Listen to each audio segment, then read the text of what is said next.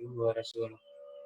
اللهم صل على سيدنا Muhammad wa ala ali sayyidina Muhammad. Amma ba'du. Insan amanah kita yang dirahmati Allah Subhanahu wa taala. Alhamdulillah pagi hari ini di hari Kamis 15 Sya'ban ini kita masih diberikan kesehatan, masih diberikan keselamatan di tengah-tengah kondisi pandemi corona ini. Semoga Allah Subhanahu wa taala senantiasa melindungi kita dan keluarga kita semua. Amin ya rabbal alamin. Baik, pada pagi hari ini insya Allah kita akan ada kajian yang biasa kita lakukan di hari Jumat karena insya Allah besok libur, jadi kita ganti di hari Kamis yang insya Allah akan disampaikan oleh Ustadz Agung. Kepada Ustadz Agung kami persilakan. Baik, alhamdulillah. Bismillahirrahmanirrahim. Assalamualaikum warahmatullahi wabarakatuh. Innal hamdalillah nahmaduhu wa nasta'inuhu wa nastahdi wa natubu ilaih wa na'udzu billahi min syururi anfusina wa sayyiati a'malina man yahdihillahu fala mudhillalah wa man yudlilhu fala hadiyalah. Asyhadu an la ilaha illallah wahdahu la syarikalah wa asyhadu anna Muhammadan abduhu wa rasuluh la nabiyya ba'dah. Allahumma fassalli ala sayyidina wa habibina wa syafi'ina wa maulana Muhammadin wa ala alihi wa sahbihi wa sallim amma ba'du. Alhamdulillah segala puji milik Allah Subhanahu wa taala, salawat dan salam kita aturkan kepada junjungan kita Nabi besar Muhammad sallallahu alaihi wasallam. Alhamdulillah segala puji milik Allah Subhanahu wa taala atas limpahan karunia-Nya sehingga kita bisa merasakan sedikit apa yang dirasakan oleh saudara-saudara kita di tempat lain yang lebih berat. Wabil khusus misalnya di Gaza yang sudah hampir 13 tahun mengalami lockdown. Jadi kalau kita baru 3 pekan atau menjelang 1 bulan ini, tidak sepatutnya kita mengeluh. Dan juga dari segi kedahsyatan wabah sebenarnya apa yang kita alami ini juga walaupun berpotensi sangat besar, namun belumlah sedahsyat apa-apa yang pernah dirasakan oleh umat terdahulu dengan keterbatasan teknologinya. Ala kulli halin, alhamdulillah kita harus senantiasa memuji Allah, bersyukur kepada Allah Subhanahu wa taala sehingga apa yang kita alami, kita rasakan sekarang nanti bisa menjadi suatu butiran hikmah yang bisa kita sampaikan. Mudah-mudahan kita diberi Allah kesempatan untuk melampaui dan melewati dari wabah ini. Nah, hari ini atau pagi hari ini kita pembahasannya agak sedikit mengarah kepada persiapan Ramadan dan sekaligus juga bagaimana kita menyikapi wabah dan telah hadisnya dalam waktu 1 jam ini mudah-mudahan dicukupkan oleh Allah Subhanahu wa taala. Yang pertama-tama yang ingin saya sampaikan dan ingatkan kepada diri saya sendiri dan teman-teman semuanya, pimpinan maupun staf yang ada di amanah kita, bahwa Allah Subhanahu wa taala paling tidak di dalam ayat surah Al-Baqarah ayat 155 sudah mengingatkan kita akan ujian-ujian yang pasti kita alami. Wala a'udzubillahi minasyaitonirrajim. Bismillahirrahmanirrahim. وَلَنَبْلُوَنَّكُمْ بِشَيْءٍ مِّنَ الْخَوْفِ وَالْجُوعِ وَنَقْصٍ مِّنَ الْأَمْوَالِ وَالْأَنفُسِ وَالثَّمَرَاتِ وَبَشِّرِ الصَّابِرِينَ. Allah Subhanahu wa taala berfirman, dan kami pasti akan menguji kamu dengan suatu rasa ketakutan, dengan rasa lapar, dengan berkurangnya harta, dengan berkurangnya jiwa atau kesehatan, dan juga dengan berkurangnya buah-buahan atau kegagalan panen. Wabasyiris sabirin, dan beri kabar gembira kepada orang yang sabar. Ayat ini pernah saya angkat juga di dalam kajian-kajian di amanah kita sebelumnya. Namun waktu itu saya menggunakan 5 contoh. Kali ini cukup 1 contoh, yaitu pandemi COVID-19 ini. Ketika kita pada saat yang sama merasakan rasa takut yang tentu saja beralasan secara ilmiah, bukan sesuatu ketakutan yang sifatnya takhayul atau khayali, ya. Itu yang pertama. Yang kedua, kita juga merasakan rasa lapar, ya, mungkin ya yang biasa makan di luar sekarang harus makan di rumah. Bahkan sebagian saudara-saudara kita bahkan mungkin tidak beruntung, yaitu karena kesulitan makan sekarang ini, ya. Karena mereka kerjanya hari-harian atau hari demi hari sehingga terganggulah sebagian penghasilannya. Oleh sebab itu kita juga dituntut di dalam tahun-tahun ini untuk bukan hanya mementingkan diri sendiri, memikirkan diri sendiri, tapi juga memikirkan banyak orang yang mungkin tidak seberuntung kita. Yang ketiga, kata Allah, yang pasti diuji adalah wanaksi minal amwal, berkurangnya harta, ya. Bagi yang masih bisa work from home, artinya masih ada kepastian pendapatan. Sedangkan mereka-mereka yang mungkin tidak punya tabungan, tidak punya yang bisa ditransfer dan tidak bisa mentransfer, maka saat ini wanaksi minal amwal, betul-betul pengurangan terhadap harta mereka. Jadi tentu saja kita harus empati dan kemudian sedapat mungkin kita membantu.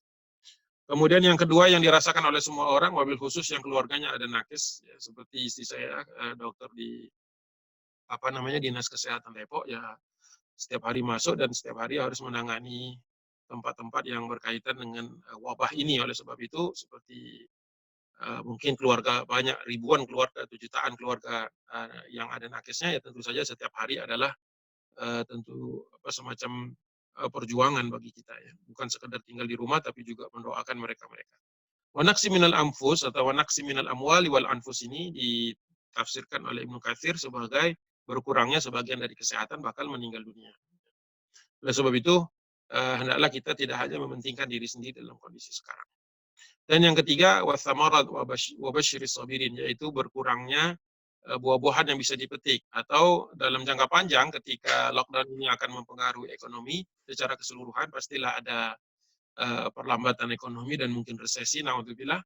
Ya berarti banyak yang akan dirumahkan atau sudah banyak yang dirumahkan. Nah, ketika dirumahkan atau kemudian terputus mata pencariannya, maka inilah yang disebut dengan wathamarat. Jadi gagal panen, jadi gagal kita mendapatkan sumber-sumber penghasilan. Dan kalau ini terjadi secara bersamaan, wabasyiris sabirin, beri kabar gembira kepada orang yang sabar. Jadi mulai dari sekarang, walaupun mungkin sebagian orang malah merasa sudah aman, sudah mulai keluar lagi, normal lagi, sesungguhnya belum. Ya, kita belum mencapai titik tertinggi yang diprediksi sesuai dengan ilmu pengetahuan saat ini. Oleh sebab itu, bersabarlah di rumah, barang sejenak, mudah-mudahan lebih cepat lagi diangkat oleh Allah Subhanahu wa taala. Namun, kalau di antara kita lebih banyak orang-orang yang kemudian tidak peduli, akhirnya masih kesana kemari dan menyebabkan pandemi ini semakin meluas, maka as-sabirin di sini akan menjadi satu keniscayaan untuk semua orang. Kemudian bagaimana kita menyikapinya, Allah Subhanahu wa taala lanjutkan di ayat 156 ayat berikutnya dari surah Al-Baqarah. Alladzina idza asabathum musibah qalu inna lillahi wa inna ilaihi raji'un. Yaitu orang-orang yang sabar ini, kata Allah Subhanahu wa taala, dideskripsikan oleh Allah dalam wahyunya, yaitu orang yang ketika ditimpa dengan musibah apapun itu, wabil khusus sekarang, qalu inna lillahi wa inna ilaihi raji'un. Perkataannya mencerminkan akidahnya atau keyakinannya kepada Allah Subhanahu wa taala bahwa segala sesuatu berasal dari Allah dan akan kembali kepada Allah. Jadi sekarang ini ya memang sudah saatnya kita merenungkan kembali bahwa bukan hanya harta saja yang akan berkurang, namun kita juga bisa jadi menghadap Allah Subhanahu wa taala. Mudah-mudahan kita tidak termasuk orang yang lalai. Walaupun sholat berjamaah di rumah, sholat Jumat sudah ditiadakan sementara ini, dan mungkin juga terancam kita tidak bisa tarawih, dan kemudian ada juga kemungkinan kita ini akan tiadakan Idul Fitri karena itu sunnah muakkadah dan tidak bisa dilaksanakan kecuali di lapangan dan mengumpulkan orang dalam jumlah yang banyak, kata Nabi SAW. Bisa jadi kita takbirannya hanya di rumah dan hanya melaksanakan sholat duha. Itu ada kemungkinan. Ya. Oleh sebab itu kita harus ingat bahwa segala sesuatu yang kita miliki, rumah yang besar, harta, benda, anak, istri ini, ya bisa jadi suatu saat hilang. Sebagaimana anak-anak di rumah sekarang ya doanya setiap maghrib dan isya, kalau ibunya belum pulang, ya doanya sudah mendoakan ibunya secara spesifik. Semoga pulang, diberi keselamatan, kesehatan untuk bekerja besok hari lagi. Kalau mau dipikir-pikir ya enakan di rumah sebenarnya. Namun banyak juga orang yang sudah di rumah 3 pekan atau lebih ini ya mengeluh, ya mengeluh. Kalau mengeluh terhadap kondisi di rumah mungkin perlu memper apa namanya eh, menelisik kembali semboyan baiti janti bahwa surga yang terbaik itu ada di rumah. Kalau dia tidak betah di rumah berarti tidak ada surga mungkin di rumahnya. Dan ini berarti introspeksi yang Allah berikan kepada kita semua secara serentak bahwa kita mungkin belum cukup berdakwah di rumah. Ketika sebagian dari keluarga kita, anak kita, istri, suami, dan sebagainya ini masih tidak betah di rumah. Padahal ini kesempatan mulia. Belum Ramadan tapi kita sudah seperti itikaf suasananya. Berapa buku yang sudah dibaca, berapa ayat yang sudah ditambah hafalan. Karena sebentar lagi mungkin bapak-bapak semuanya akan menjadi imam-imam tarawih di rumahnya. Oleh sebab itu, ini sebenarnya kesempatan yang mulia. Tentu saja dalam konteks kita melihatnya secara akidah. Itu cara kita menyikapinya. Kemudian dua ayat sebelumnya 153 Al-Baqarah, Allah Subhanahu wa taala berfirman, A'udzubillahi minasyaitonirrajim. Bismillahirrahmanirrahim. Ya ayyuhalladzina amanu sta'inu bisabri wassalah. Innallaha ma'as sabirin. Jadi penekanannya adalah ketika kita bersabar di rumah itu, tentu saja menegakkan salat yang paling utama. Walaupun salat tidak lagi sementara ini dilarang untuk ke masjid berjamaah, namun salat tetap tepat waktu, awal waktu, dan berjamaah di rumah. Jangan biarkan anak-anak salat sendiri-sendiri, misalnya di kamarnya atau sendiri-sendiri sesuai keluangan waktunya. Pastikan kita semua secara keluarga itu berjamaah di rumah. Jadi ini paling tidak menunjukkan kepada Allah Subhanahu wa taala bahwa kita ini cinta dan rindu kepada masjid sebenarnya. Sementara rumah-rumah kita menjadi masjid-masjid kita ini sementara dan musola-musola. Kenapa? Karena ista'inu itu adalah perintah Allah agar meminta pertolongan bis-sabri was-shalah. Orang yang sabar itu cirinya adalah orang yang menegakkan salatnya, tidak meninggalkan salat dan menjadikan salat sebagai kekuatannya. Salat ini adalah bentuk paling maksimal seseorang ketika beribadah kepada Allah Subhanahu wa taala. Kenapa kemudian Allah memberikan kabar gembira yang kedua? Kalau yang tadi itu wabasyiris sabirin, kali ini innallaha ma'as sabirin. Allah membersamai orang yang sabar. Jadi kalau ada orang yang setelah 3 pekan, 4 pekan di rumah, ketika dia menegakkan sholatnya dengan baik dan benar, dan kemudian menjamaahkan keluarganya, insya Allah innallaha ma'as sabirin. Allah, orang yang dibersamai, keluarga yang dibersamai Allah SWT itu akan sabar menghadapi apapun masalahnya. Jadi sungguh aneh kalau kemudian dari mulut-mulut dan dari ketikan-ketikan Muslim ini terlihat sebenarnya mereka tidak siap dan tidak sabar untuk di lockdown. Padahal ini sesungguhnya segala keadaan itu harus bisa dilihat sisi positifnya. Tentu analisisnya secara bisnis dan secara perusahaan itu nanti dalam aspek pembahasan yang lain. Itu basis akidah kita Al-Quran, paling tidak surah Al-Baqarah ayat 155, 156, dan 153. Kemudian bagaimana kita menyikapi secara muamalah? Masih banyak orang yang saya perhatikan sebenarnya ini kerap mengatakan slogan sunnah Nabi SAW. Ini salah satu sunnah Rasulullah SAW. Ketika waktu itu Amir bin Sa'ad bin Abi Waqqas bertanya dan dia mendapati bapaknya mendengar bahwa ada orang yang bertanya annahu sami'ahu yas'alu Usamah ibn Zaidin. Ada orang yang bertanya kepada Usamah bin Zaid radhiyallahu anhuma. Usamah bin Zaid ini anaknya Zaid bin Harisah. Zaid bin Harisah ini pernah menjadi anak angkatnya Rasulullah SAW. Jadi orang yang dekat dengan Nabi SAW.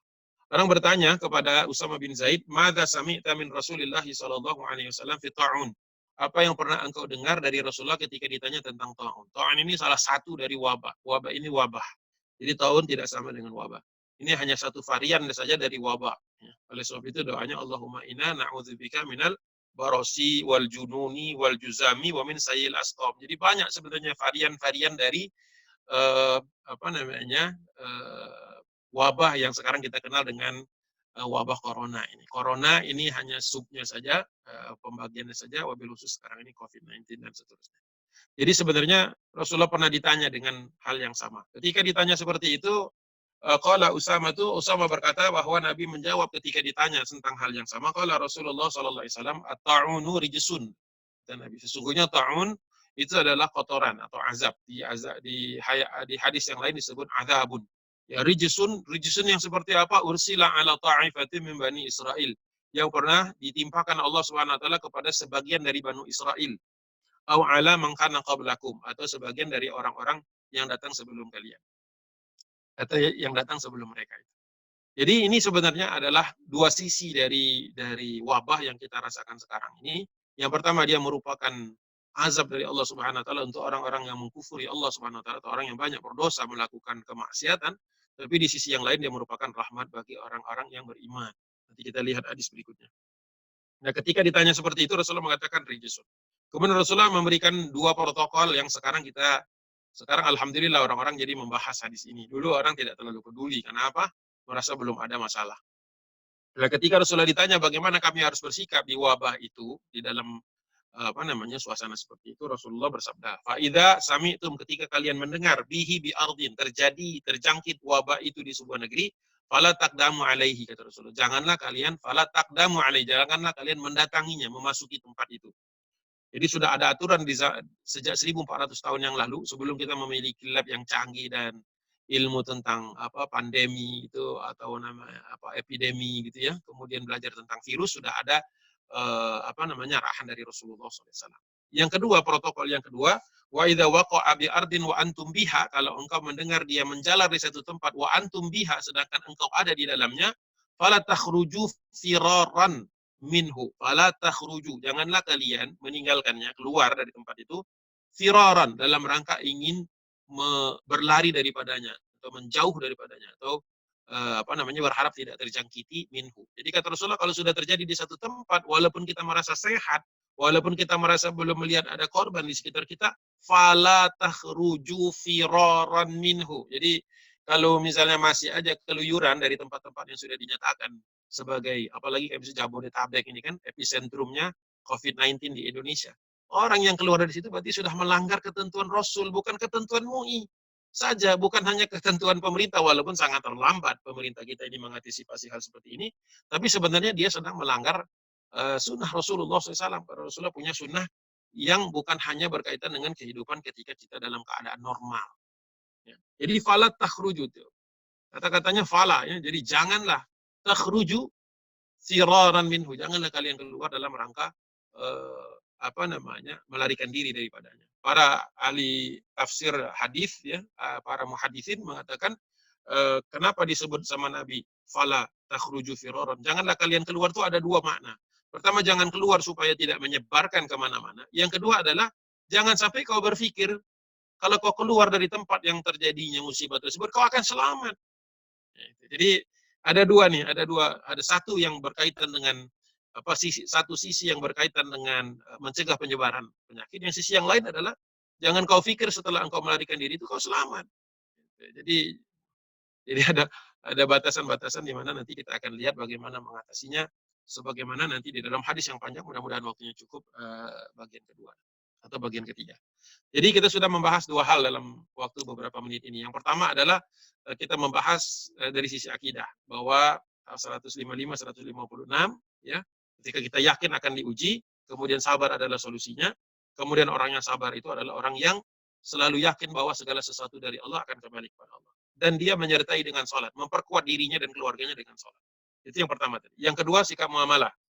Kalau terjadi di satu tempat, jangan masuk ke dalamnya. Mungkin pengecualian tentu saja ada, bagi orang-orang misalnya tenaga kesehatan, tenaga logistik, keamanan dan lain sebagainya, yang memang harus menjaga di satu tempat itu supaya tidak terjadi kriminalitas. Atau membantu orang-orang yang terdampak dan tidak bisa menolong dirinya sendiri. Dan yang kedua, protokol kedua yang sudah dirumuskan Rasulullah 1400 tahun yang lalu adalah bahwa ketika kita terjadi di satu tempat yang kita berada di dalamnya, janganlah kita keluar untuk alasan apapun. Ini hadis riwayat Imam Bukhari, nomor hadis 3214. Jadi dua bagian saja. Kemudian bagaimana kita menyikapinya secara ilmiah, ini bagian yang ketiga. Yang juga tidak kalah pentingnya karena mulai banyak orang-orang yang mungkin stres sehingga kemudian mengambil langkah-langkah yang tidak ilmiah, bahkan cenderung kemudian menyerempet kemusyrikan, ya, takhayul dan sebagainya. Ketika kemudian dia meletakkan batu lah, ya menghiasi rumahnya supaya tidak kena corona ini, tidak kena COVID-19, atau melakukan kebodohan-kebodohan yang tidak bisa dipertanggungjawabkan secara ilmiah juga. Ya, seperti menyemprotkan disinfektan kepada manusia itu sebenarnya perbuatan yang cukup bodoh. Karena apa? Karena yang bersih itu hanya diri bajunya, tetapi orang yang kalau menghirup itu karena kelenjar-kelenjar tertentu, maka dia matinya bukan karena virus, tetapi karena disinfektan itu. Yang boleh diinfektan adalah barang-barang yang memang mati, benda-benda mati. Jadi permukaan yang kita takut ada di permukaan. Jadi bukan orangnya yang disemprot. Jadi kalau ada masjid yang kemudian bikin bilik penyemprotan, nah ini dua kali ini pelanggaran yang dilakukan. Pertama, dia melanggar perintah berkumpul-kumpulnya manusia tadi. Nanti ada hadis yang berikutnya akan saya sampaikan. Yang kedua, dia tidak mengerti tentang disinfektan. Apa itu disinfektan? Siapa yang disinfektan itu siapa? Jadi, nah inilah makanya di bulan Ramadan ini nanti yang dibaca bukan hanya fikus siam, tapi yang dibaca juga adalah buku-buku tentang virus dan kemudian ilmu tentang pandemi atau ilmu tentang penyebaran penyakit. Jadi supaya kita cerdas, supaya kita tidak kemudian hanya ngikutin yang menurut kita bagus. Ya. Itu sikap sikap ilmiah yang pertama. Hadis dua-duanya saya ambil dari Ibnu Majah. Yang pertama ini diriwayatkan oleh Abu Abdurrahman dan Abdullah. Anna Nabi sallallahu alaihi wasallam qala ma anzalallahu da'an ila anzalallahu dawaan. Tidak ada kata Nabi SAW Allah menurunkan suatu penyakit kecuali Allah Subhanahu wa taala menurunkan juga obatnya.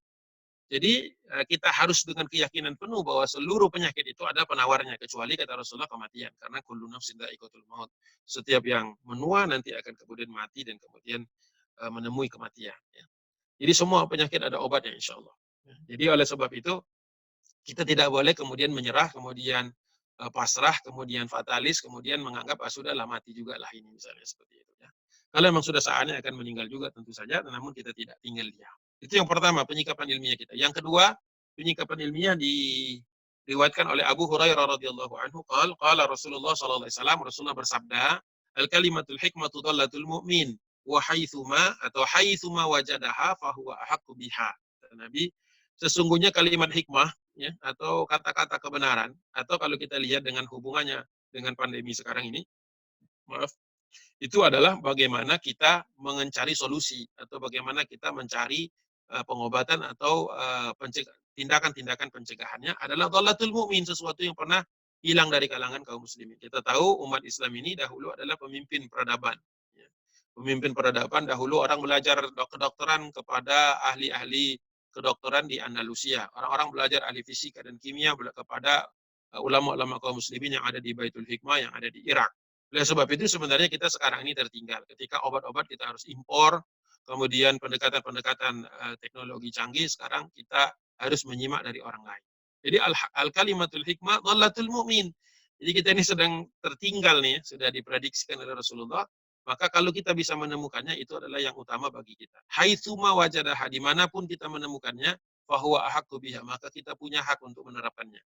Jadi jangan karena ini ilmu yang berasal dari luar negeri kita kemudian antipati terhadapnya. Karena kalau memang nanti di negeri kaum muslimin sudah ada lab yang cukup canggih untuk menemukan vaksin dari penyakit ini, maka harusnya kita lah yang mengekspornya ke negeri-negeri yang lain. Untuk sementara waktu kita lihat kita yang terbelakang. Kecuali mungkin beberapa negara muslim yang memang maju secara teknologi kesehatan dan teknologi obat-obatan atau farmasi.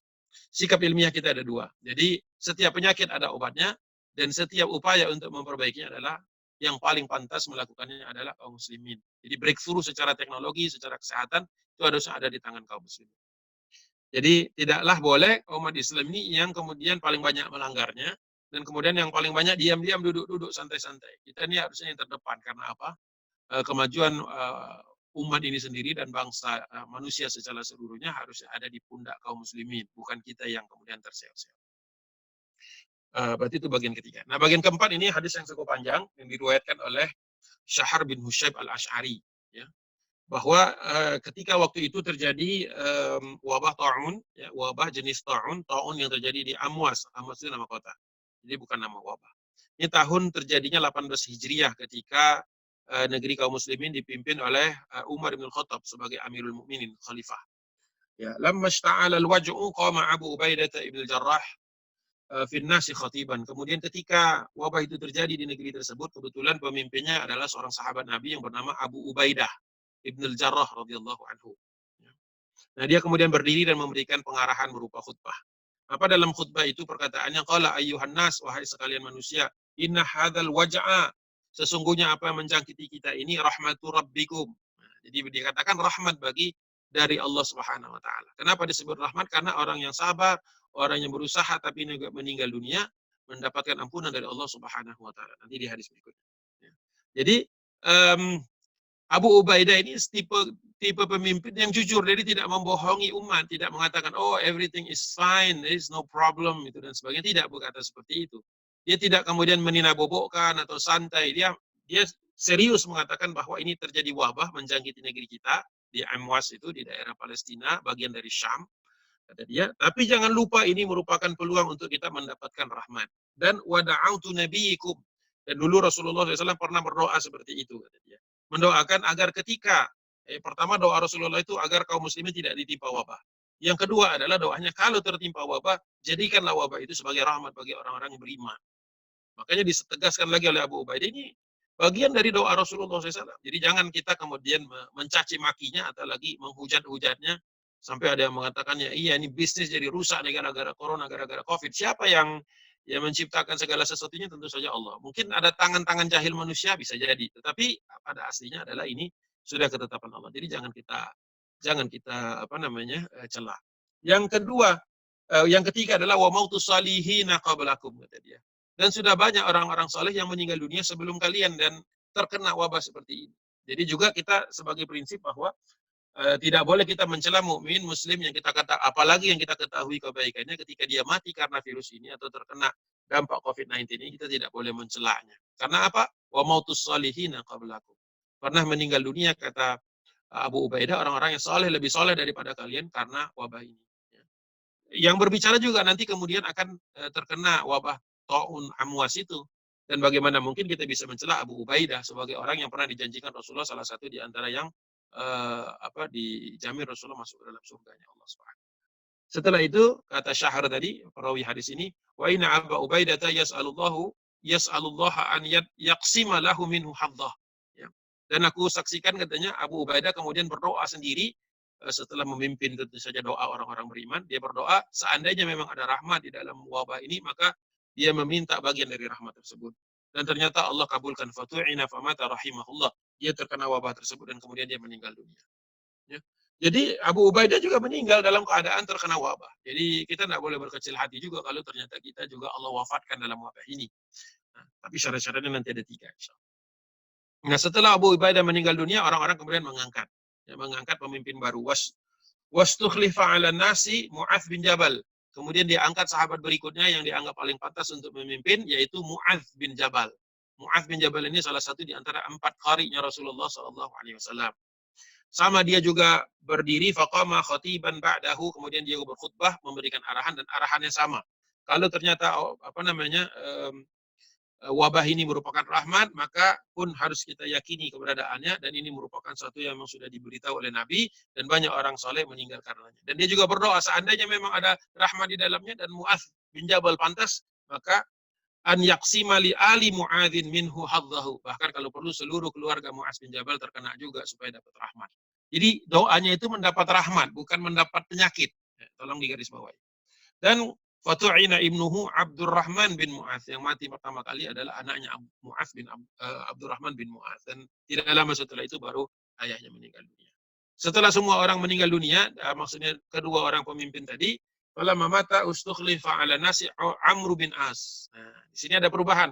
Ketika orang mengangkat Amr bin As untuk memimpin negeri negeri Palestina, wabil khusus untuk wilayah Imwas tadi, maka Amr bin As, seorang sahabat Nabi Muhammad SAW juga, ini kemudian memberikan arahan yang sedikit berbeda. Jadi tidaklah kemudian hanya sebatas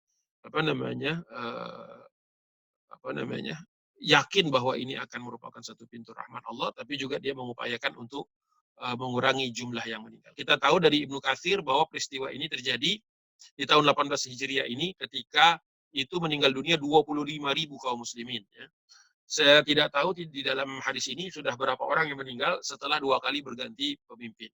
Nah, kita lihat pemimpin ketiga, dia sama, faqama fina khatiban, dia berdiri di antara kami, kata Syahr tadi, dan dia berkhutbah. Faqala ayuhan nas, wahai seluruh manusia, inna hadzal waj'a, sesungguhnya wabah kita ini, idza waqa'a, ketika dia menjangkiti itu, fa innama yashta'ilu isti'alan nar. Jadi dia menjangkitnya seperti api yang sedang menyebar. Jadi ini pengamatan Amr bin As. Jadi cukup teliti dia sebagai seorang sahabat Nabi untuk melihat polanya. Jadi dia menyaksikan orang-orang yang mati banyak karena ketika mereka berdekatan tempatnya. Namun penjalanannya berhenti ketika orang itu ada terpisah secara space, ya. Kalau sekarang istilahnya apa? Social distancing sama physical distancing. Jadi kata dia menyebarnya seperti api. Kita tahu dan mungkin kita pernah melihat di berita bahwa Australia pernah mengalami beberapa bulan sebelum ini kebakaran hutan yang sangat dahsyat, ya.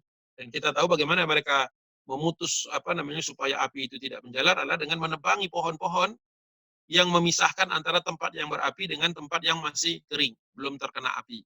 Nah, ketika diputus sedemikian rupa, bahkan dialiri air di tanah yang ketika pohon-pohon itu ditebangi, maka api itu berhenti, jadi tidak menjalar ke bagian hutan yang belum terjamah. Jadi itu yang disebut dengan penggambaran tentang yashta'ilu ishti'alan nar, membara seperti api yang menjalar. Nah, bagaimana, itu kan analisis, bagaimana Amr bin As kemudian memberikan rekomendasi apa yang harus diperbuat oleh orang-orang saat itu yang masih sehat, yang belum terjangkit, tapi dia arah yang sama. Kata beliau, fatajabbalu minhu fil jibal. Fatajabbalu minhu fil jibal. Jadi, hendaklah kalian naik ke atas bukit, ke gunung-gunung, dan berpisah atau menyebar di antara gunung-gunung itu, di bukit-bukit itu.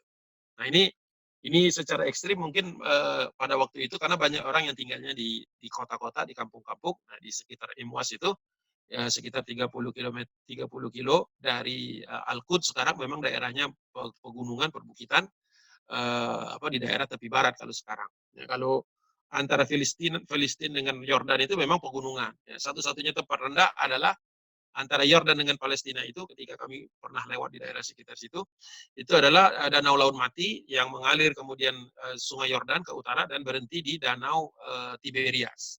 Jadi memang posisinya itu berbukit antara dua negeri ini, kemudian turun, ya, lembah begitu. Jadi ketika Amr bin As mengatakan fatajabbalu minhu fil jibal, itu orang-orang memang, saya bisa memvisualisasikannya bahwa orang-orang itu memang memilih tempat-tempat gunung yang tinggi, ya.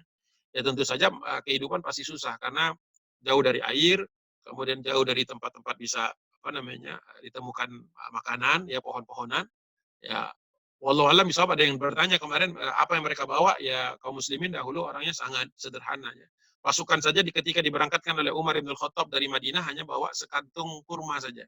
Untuk perjalanan berapa? Sebulan, 2 bulan. Bisa enggak kita hidup dengan sekantung kurma? Mungkin tidak bisa, ya. Oleh sebab itu kalau ditanya ini bawa apa saja ke atas gunung, yang jelas nggak bawa banyak. Maka berangkatlah mereka ke atas gunung. Tapi sebelum berangkat ternyata ada yang mendebatnya. Jadi ini menarik juga untuk kondisi sekarang, karena sekarang pun banyak orang mendebat rekomendasi-rekomendasi yang sebenarnya berdasarkan panduan dari Nabi Muhammad SAW. Siapa yang mendebat? Qala faqala lahu Abu Wathila al-Hudhali. Ternyata ada seorang yang bernama Abu Wathila al-Hudhali, ya, mendebat atau tidak sepakat dengan rekomendasi dari Amr bin As. Dan cara dia mengungkapkan ketidaksepakatannya menurut saya kurang baik. Tapi inilah perkataannya.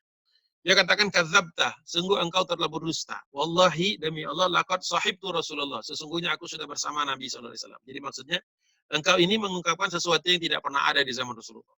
Saya ini bersama Rasulullah, kata dia begitu. Sahibtu Rasulullah SAW. Ya. Dan perkataanmu ini dinilai oleh Abu Athilah tadi, wa anta syarrum min himari hada. Sesungguhnya perkataanmu ini, ya, buruknya itu sekualitas ringkikan keledaiku yang ini. Jadi ini menarik ketika ada sahabat mencela sahabat yang lain atau tidak sepakat dengan pendapat Amr bin As, tapi cara mengungkap dengan ketidaksepakatannya itu tidak memberikan alternatif. Boleh saja kita tidak sepakat, tapi apa alternatifnya yang lebih rajih, yang lebih bisa dipertanggungjawabkan? Kalau tidak ada, ya kalau sekedar mengatakan kadzab, mungkin semua orang bisa mengatakan engkau pembohong, engkau pendusta, engkau ini yang tidak perkataanmu ini dan sebagainya. Tapi kemudian apa argumentasinya tidak ada. Nah pada saat ini ada dua kemungkinan. Saya katakan tadi hadisnya cukup panjang, jadi mohon bersabar. Jadi ada dua kemungkinan. Kemungkinan pertama, Amr bin As bisa melayani perdebatan. Namun pilihan kedua yang diambil yaitu kemudian menyudahinya. Karena apa? Karena pada saat itu, pada saat terjadinya diskusi ini antara sanggahan dari Abu Wathilah dengan pendapatnya Amr bin As, ini kan ijtihad, kan? Ijtihad. Karena memang di zaman Rasulullah memang tidak ada. Ya. Di zaman Rasulullah di Taif itu wabahnya tidak sedahsyat ini. Gitu ya. Dan Rasulullah hanya memerintahkan tadi secara umum. Ya.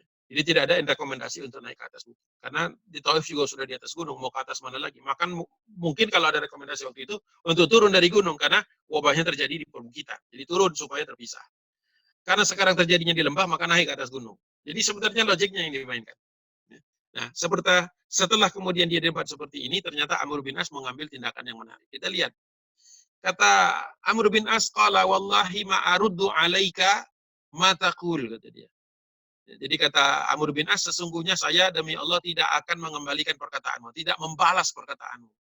Siapa dia nih yang ngomong nih? Amr bin As. Siapa Amr bin As? Kita kaji sebentar. Amr bin As ini kan baru masuk Islam tahun 7 Hijriah atau antara 7 sampai 8 Hijriah setelah peristiwa perjanjian Hudaibiyah. Nah dia ini sebelum masuk Islam dulu merupakan salah seorang politisi dari kalangan orang yang paling pintar dalam berdebat dari kalangan orang musyrikin Quraisy. Dari mana kita tahu?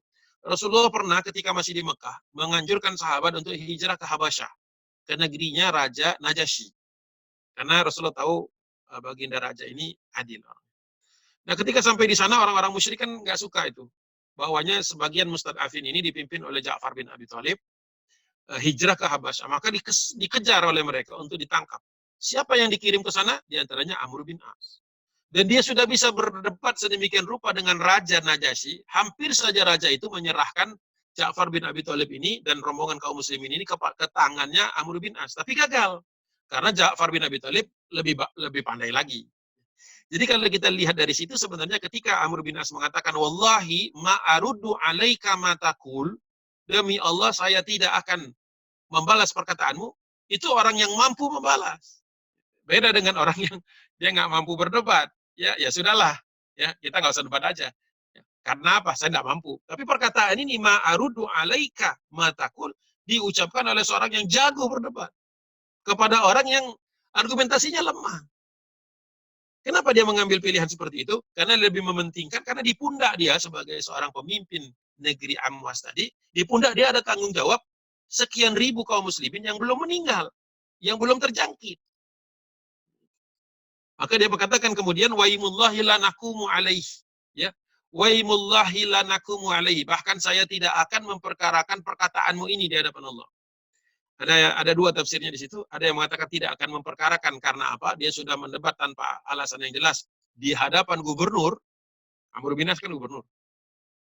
Atau dua, yang kedua lebih mulia lagi. Saya tidak akan memperkarakan perkataanmu ini di hadapan Allah SWT. Jadi di padang mahsyar sudah di apa istilahnya sudah dicoret gitu ya. Tidak usah dituntut. Apakah bisa atau tidak, wallahu a'lam bishawab. Tapi ini menunjukkan kebersihan hati Amr bin As pada waktu itu ketika dia lebih mementingkan keselamatan kaum muslimin dan orang-orang yang tinggal di Amwas daripada melayani perdebatan atau pancingan perdebatan dari Abu Wathilah. Dua-duanya radhiyallahu anhu. Nah, apa yang dilakukan oleh Amr bin As berikutnya adalah tsumma kharaja wa kharajan nasu fatafarraqu anhu. Kemudian Amr bin As memberikan contoh. Nih, kan saya suruh kalian tadi naik ke atas bukit. Nah, sekarang saya berangkat ke atas. Ini dahsyat nih, seorang pemimpin yang ngasih rekomendasi A kepada masyarakatnya, dan dia juga A.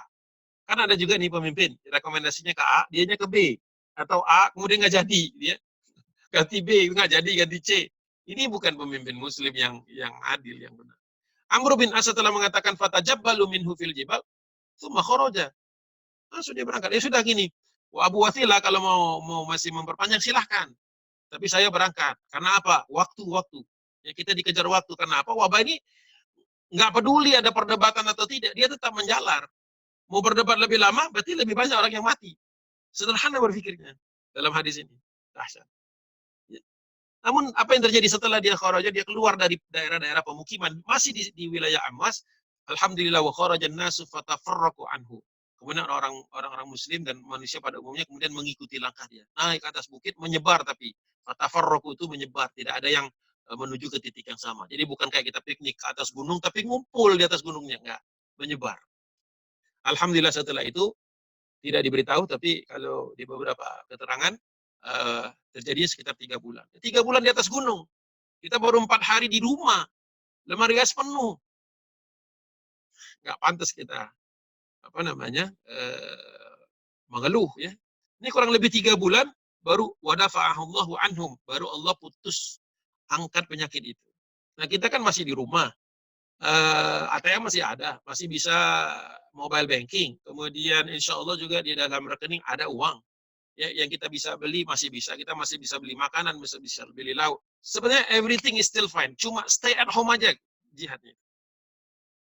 Belum disuruh naik gunung dengan baju yang adanya saja dan makan segenggam makanan. Belum sampai ke situ kita. Ya. Mudah-mudahan nggak sampai. Karena apa? Khawatir dengan kualitas umat sekarang dikasih yang berat-berat seperti dulu, tidak kuat. Ya. Nah, setelah selesai ini semua, banyak juga yang bertanya gimana tahunya setelah habis. Mungkin tidak ada lagi orang meninggal dunia. Karena hadis ini tidak menjelaskan bagaimana Amr bin As kemudian memutuskan untuk turun setelah selesai.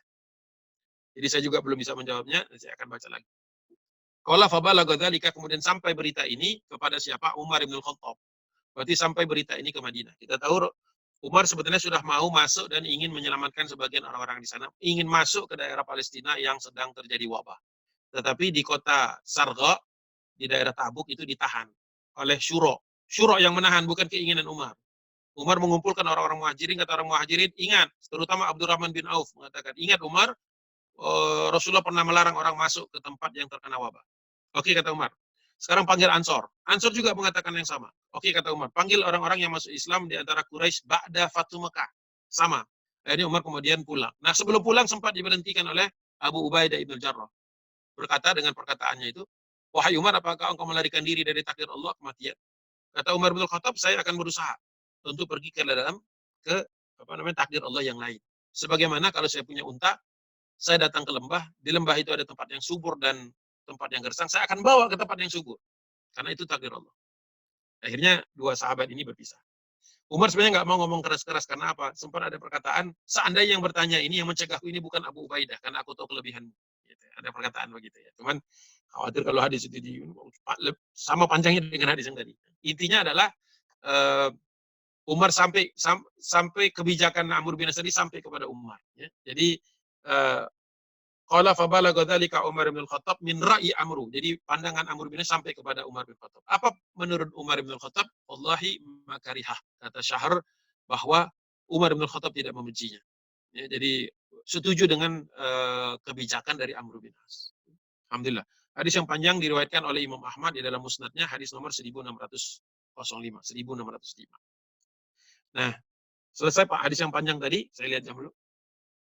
Oke, masih 15 menit atau 10 menit, saya ingin rampungkan dengan ketika orang-orang di Indonesia terutama dilarang untuk atau dianjurkan untuk tidak ke masjid awal-awalnya itu kan masih banyak yang kemudian sempat menyanggah. Nah, pernah terjadi juga ketika waktu itu apalagi kemudian azan di sebagian tempat ditambahkan shollu fi rihali atau shollu fi rihalikum atau shollu fi buyutikum ya.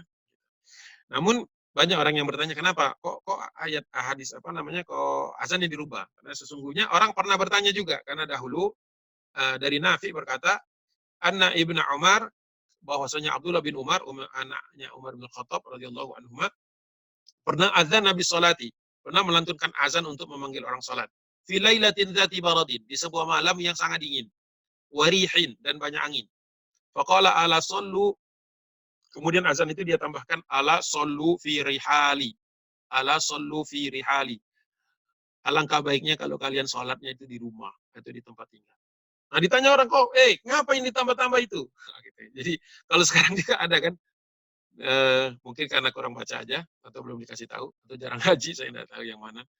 Nah, gitu. Kenapa azannya ditambah-tambahin? Siapa yang kamu yang berhak melarang-larang orang, menganjur-anjurkan orang sholat di rumah? Jadi dulu Ibnu Umar juga pernah ditanya begitu, kamu ngapain begitu? Nggak kenal apa Ibnu Umar siapa gitu kan. Salah satu ulama di kalangan para sahabat yang junior, ya. Seusiaan mungkin dengan Abdullah bin Abbas. Apa jawabannya? Tsumma qala kana Rasulullah sallallahu alaihi wasallam ya'murul muadzina. Sesungguhnya saya ini dulu pernah melihat Rasulullah menyuruh muazzinnya. Siapa muazzin Rasulullah di kota Madinah? Kalau tidak Bilal bin Rabah, Abdullah bin Umi Maktum. Antara dua itu. Siapa yang disuruh tidak tahu. Tapi yang jelas muazzin yang disuruh, idza kanat lailatun baridah. Ketika malam itu sangat dingin menggigil, dzatu matorin, banyak turun hujan, kata Abdullah bin Umar, Rasulullah menyuruh muazzinnya untuk menambahkan kalimat yaqulu ala sallu fi rihali. Ala sallu fi rihali. Hendaklah kalian sebaiknya sholat di rumah. Itu Rasulullah, itu sama Rasulullah. Ya, hadis riwayat Muslim nomor 1125. Jadi Rasulullah kan rumahnya nempel dengan masjid, Rasul tinggal masuk saja. Tetapi dia memerintahkan Nabi, baginda Rasulullah memerintahkan kepada muazzinnya, sampaikan karena dingin, harinya terus penuh hujan dan angin, ala sallu fi rihali. Udah sholatlah di rumah kalian. Itu hujan, gimana lagi penyakit yang jelas-jelas harus dihindari kata Rasulullah. Jadi ketika dua hadis ini digabungkan oleh para ulama, maka keluarlah perintah bahwa ketika terjadi wabah, orang-orang itu dilarang ke masjid. Kalau alasannya, di tempat kami masih aman. Emang kamu siapa? Gitu kan? Omongannya begitu. Apakah Anda peneliti? Apakah Anda itu tim kesehatan? Tidak bisa kita hanya melihat diri kita sakit. Itu namanya ego. Kalau sholat di masjid lebih bagus. Iya, lebih bagus dalam keadaan normal. Ini kan sudah 3 kali sholat Jumat. Kan kalau orang 3 kali nggak berturut-turut sholat Jumat ini kan nanti akan kena laknat Allah SWT, tidak mencium baunya surga. Itu kalau tidak ada uzur. Nah, gitu. Jadi ya mudah-mudahan kita tidak termasuk orang-orang yang ngeyel sehingga kemudian mencari-cari celah seolah-olah hanya justru katanya kalau sholat sekarang ini pahalanya banyak. Kenapa? Karena banyak orang yang tidak berangkat. Itu juga keliru. Gitu. Ya, jadi jangan dipikir kemudian yang rindu untuk ke masjid itu hanya dia saja. Ya. Jangan dipikir seperti itu. Seolah-olah orang ini seluruhnya orang-orang yang senang sholat di rumah. Jangan dipikir seperti itu. Ya. Nah ini tentang azan. Dan kemudian ada juga pertanyaan, sahabat dulu pernah, sahabiah bahkan bertanya kepada anak Aisyah, kepada Bunda Aisyah radhiyallahu anha, tentang bagaimana orang sudah di rumah, menghindari tempat, menjauhi tempat. Ya, tapi kena juga, mati juga. Gimana nih statusnya?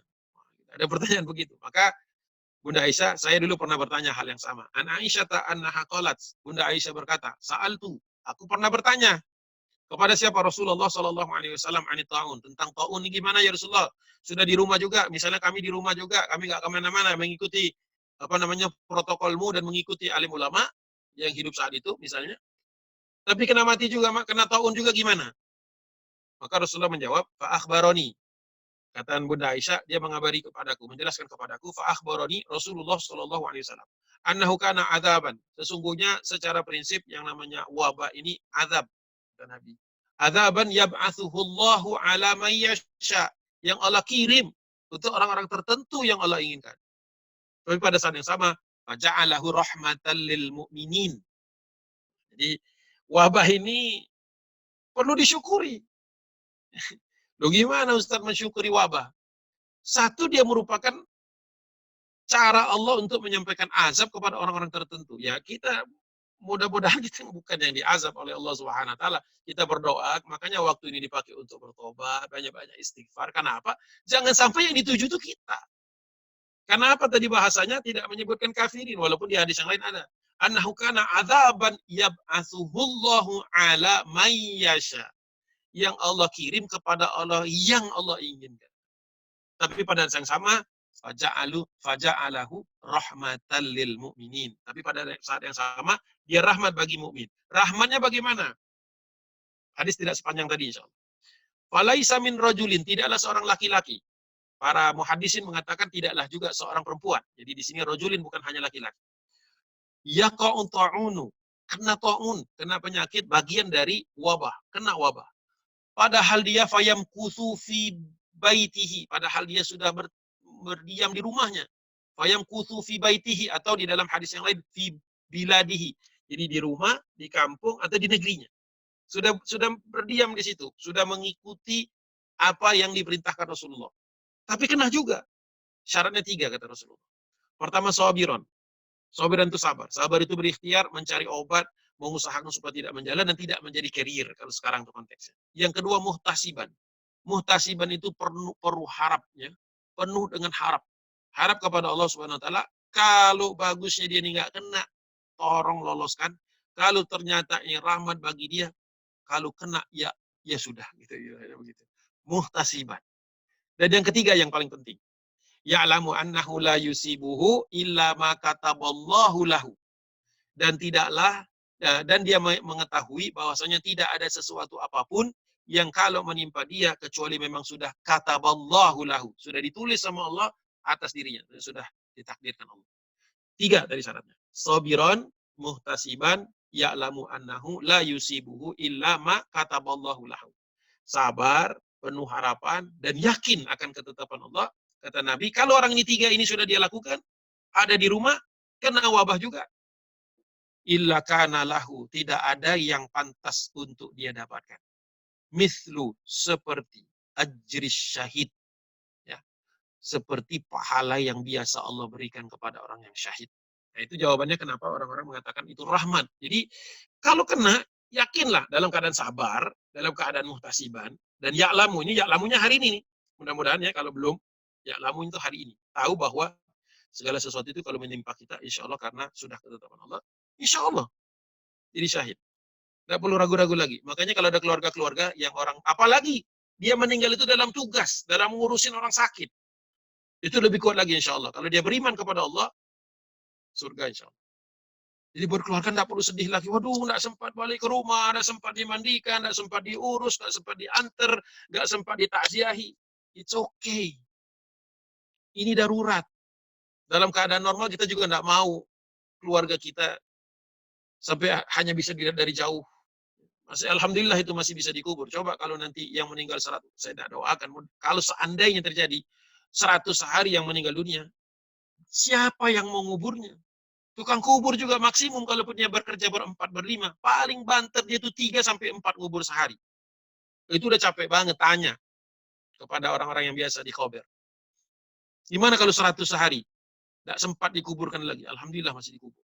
Berarti nanti MUI harus sudah siap-siap. Kalau pandemi ini tidak juga kita rem, kita masih aja keluyuran, masih saja menimbulkan penyebaran lagi, berarti kita asking for trouble, ya. Bisa jadi suatu saat keluar fikih ijtihad dari atau fatwa dari MUI mungkin suatu saat akan dikuburkan secara massal. Karena tak mungkin lagi satu kuburan dikubur. Ya, jadi tolong kalau masih yang belum kebayang bahwa masalah ini seserius itu, tolong dengarkan para ulama ya, baca dan uh, lagi hadis-hadis tersebut ya. Seperti itu.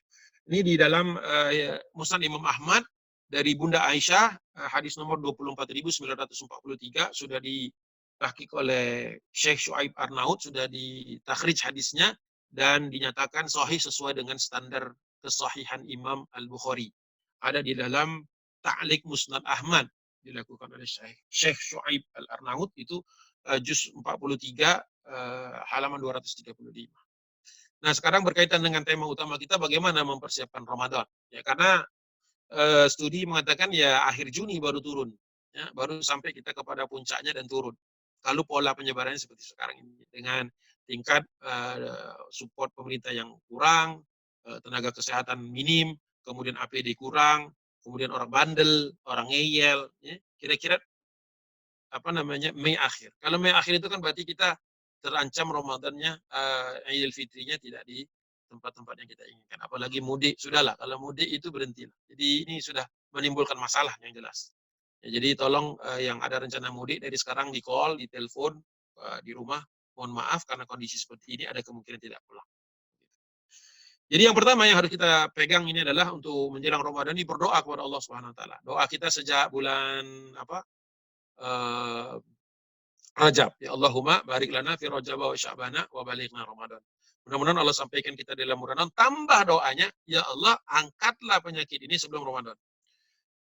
Salah seorang ulama, ahli hadis juga, ahli sejarah juga, namanya Ibnu Hajar Al-Asqalani, mengatakan memang pada umumnya sampai dengan tahun beliau, yaitu abad ke-8 Hijriah atau abad ke-14 Masehi, itu wabah-wabah di kalangan di negeri-negeri kaum muslimin hilang sebelum Ramadan. Jadi di bulan Sya'ban ini hitungannya masih mungkin 13 atau 14 hari lagi. 14 hari lagi kita masuk Ramadan. Setengah bulan lagi kurang lebih. Ya, mudah-mudahan kalau Allah berkehendak 14 bulan ini Allah angkat bisa. Tapi jangan kemudian setelah ada kabar seperti itu jangan kemudian langsung keluyuran. Tetap harus sekitar sebulan kurang lebih untuk kita beri kesempatan supaya benar-benar hilang. Jadi kalaupun misalnya berhenti akhir April, berarti kita tuh baru boleh keluar tuh awal Juni. Ya, bukan selama selama Mei ya. Mei itu kan Ramadan. Ya, Ramadan. Jadi besar sekali kemungkinan kalaupun berhentinya sekarang ini, besar sekali kemungkinan Ramadan masih di dalam keadaan lockdown. Yang kedua, menuntaskan puasa yang terutang. Ya. Ini bapak-bapak tolong peringatkan istri dan anak-anaknya yang mungkin sempat terkena haid atau ada yang menyusui ya, harus difikirkan bagaimana mengkodoknya, fidyahnya atau fidyah saja atau kodok saja dan lain sebagainya, dibaca lagi fikih. Yang ketiga, mempersiapkan ilmu tentang Ramadan. Fikih Syam harus dikeluarkan lagi karena sekarang mungkin semua taklim hampir seluruhnya online. Dan jangan lupa seperti saya katakan tadi, baca juga ilmu tentang virus, ya baca-baca paper, baca-baca bayan dari para dokter yang memang kita yakini kebenarannya, supaya kita mengerti tentang virus dan epidemi, supaya kita ini tidak termakan hoax. Yang keempat, mempersiapkan diri dalam keadaan lockdown Ramadan. Ya seperti tadi, sudah mulai harus ada di rumah itu satu space, satu tempat di mana kita sholat bersama di situ. Jadi jangan sholatnya sendiri-sendiri, ada satu tempat. Itu yang pertama. Kedua ya juga mungkin yang harus kita siapin adalah mental anak-anak ya. Terutama anak-anak yang tentu saja bosan. Kalau orang tua mungkin masih bisa dikondisikan, tapi anak-anak ini agak berat. Apalagi yang biasa di rumah ya agak sedikit heboh dan sebagainya seperti itu, ya harus dibuat aturan, tetap harus work from home dari sekian jam sekian sampai jam sekian, kapan istirahat, kapan aktivitas yang lain supaya tidak jenuh. Harus dilakukan seperti itu. Yang kelima, mempersiapkan dana yang cukup. Dana yang cukup ini juga berarti urusannya itu untuk diri sendiri, keluarga sendiri, dan juga mungkin tetangga dan orang-orang yang tidak mampu di sekitar kita. Harus sudah mulai ada aksi, kita harus sudah mulai kolaborasi dengan mungkin DKM setempat ya, tanpa harus rapat bersama untuk mengadakan mungkin sembako-sembako untuk orang-orang yang terdampak. Jadi nomor 5 ini kepedulian sosial kita ditantang. Nomor 6 adalah persiapan fisik. Persiapan fisik ini kalau kita bicara sekarang ya Ramadan kan tetap harus sehat kita. Apalagi ini jangka panjang kan misalnya 2 bulan, 3 bulan. Ya. Di dalam rumah terus tentu saja jenuh. Jadi bagi yang rumahnya ada beranda, ada pintu, ada ruang tengah yang agak sedikit lebar atau mungkin ada teras yang masih tertutup, ada pagar dan sebagainya. olahraga lah di situ. Jadi ayahnya atau siapa yang bisa memimpin, kita senam tiap pagi ya. Saya juga melakukan itu, senam bersama anak-anak sampai segar, sehat, mandi, baru aktivitas yang lain. Mereka semua kelasnya online, kemudian sampai nanti asar baru istirahat, bisa bercengkerama dan seterusnya. Jadi harus di timing sedemikian rupa karena stamina kita dibutuhkan. Yang ketujuh dan yang terakhir adalah menyelenggarakan tarhib. Ya, tarhib ini adalah kita mengulang kembali apa yang kita perlu tahu tentang Ramadan plus bagaimana variasinya kalau dalam keadaan lockdown. Itu yang mungkin saya bisa sampaikan dalam waktu yang agak sedikit kejar-kejaran, sudah jam 9, kalau mau ditambah 5-10 menit untuk tanya jawab, tafadhal. Billahi taufiq, wassalamualaikum warahmatullahi wabarakatuh.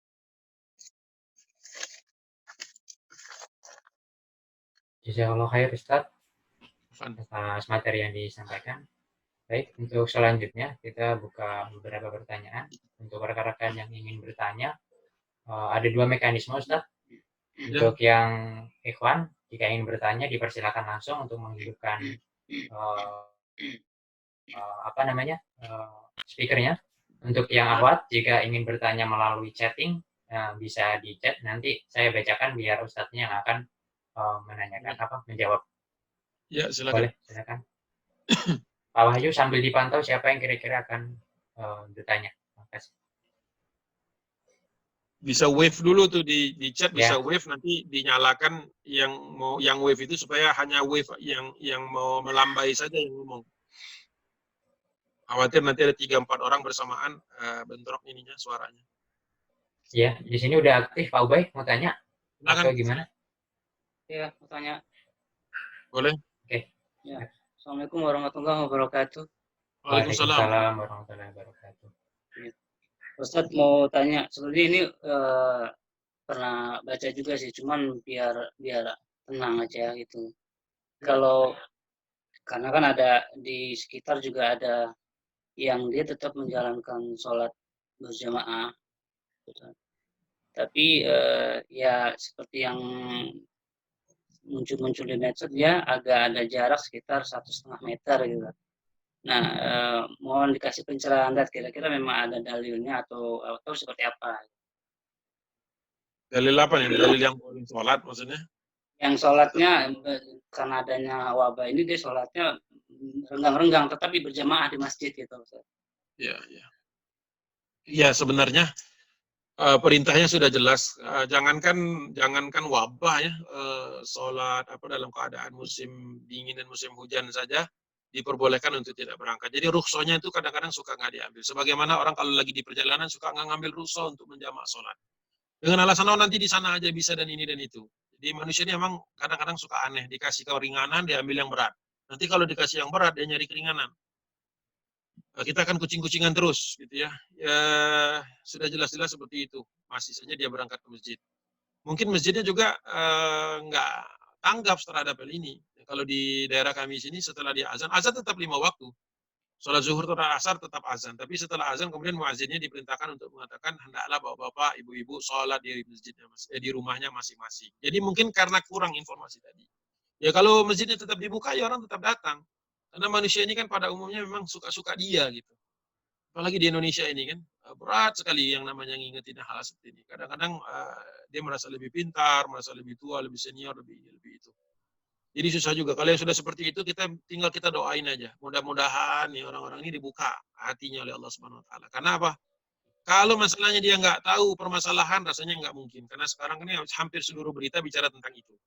Satu-satunya kalau mungkin awal-awal 2 pekan yang lalu saya masih bisa berpikir, oh mereka ini nggak ngerti atau belum tahu. Sekarang ini nggak mungkin lagi nggak ngerti, nggak mungkin lagi nggak tahu karena semuanya sudah membahas ini. Satu-satunya kemungkinan mereka masih begitu adalah karena mereka ini ngeyel, ya, keras kepala gitu. Saya kasih ilustrasi begini. Oke, sudah pakai jarang. Memang ada fikihnya menjarangkan soft itu. Dan ini bukan di zaman Rasulullah SAW, tapi muncul di kemudian hari. Oke. Misalnya seperti itu. Bahkan dia mengatakan ada hand sanitizer di masjid. Permasalahan itu sederhana sekali saya ceritakan. Kalau misalnya terkena juga, entah dari mana terkena. Kira-kira. Ya. Kalau dia meninggal dunia. Sakit. Pertama sakit dulu sebelum meninggal. Bukan doain. Ketika sakit yang ngurus siapa? Keluarganya kan. Padahal keluarganya mungkin menginginkan dia nggak usah berangkat. Ketika dia sampai masuk ke rumah sakit, siapa yang ngurus? Tenaga kesehatan kan. Sudah tahu seperti apa kondisi rumah sakit sekarang. Ya kan? Mungkin dia tidak tahu. Ya. Nah, ketika dia kemudian meninggal dunia, siapa yang ngurusin? Bukan keluarganya, orang lain. Jadi jangan nambahin. Saat ini itu kita diminta untuk tinggal di rumah, laksanakan sholat di rumah, insya Allah tetap mendapatkan pahalanya. Gitu ya. Jadi jangan dipikir dia sendiri kepengen ke masjid. Ya. Karena ketika meninggal dunia, dia akan butuh bantuan orang. Oke, kecuali dia kalau misalnya terkena COVID, dia nggak ke rumah sakit. Berarti nyusahin keluarga. Terus kalau meninggal dunia nggak usah minta orang nguburin. Kan ini akan merepotkan banyak orang. Kadang-kadang dia lupa di situ. Biasanya kalau dia omongin seperti ini, ngomongnya adalah sudah takdirnya meninggal dunia. Memang sudah takdirnya meninggal dunia, di rumah juga dunia. Tapi pada saat ketika kita sudah melakukan upaya tadi, kita mendapatkan satu pahala, yaitu pahala ketaatan kepada hadis Rasulullah dan kemudian ulama yang sudah memfatwakan itu. Tapi kalau dalam keadaan melanggar, saya tidak tahu itu. Kalau dalam keadaan melanggar, saya tidak tahu itu ada pahalanya apa enggak. Kalau dalam keadaan melanggar. Ya. Karena kata Rasulullah, fayamkuthu fi baitihi.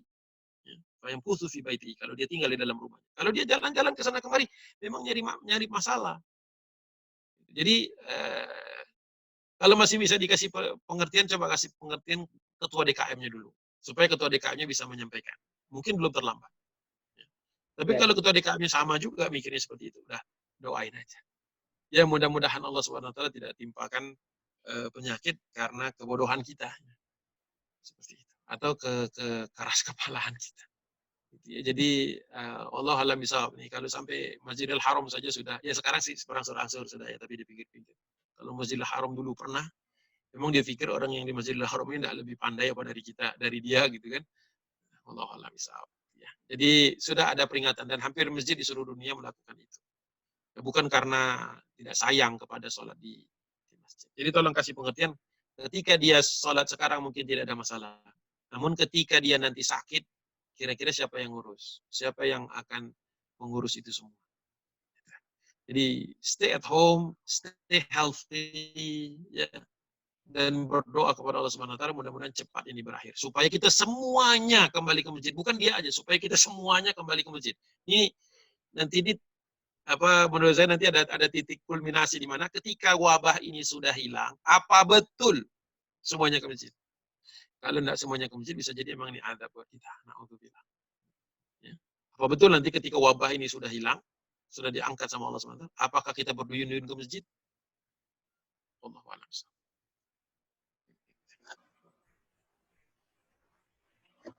Ya, Ustaz. Gimana Bang Ubay?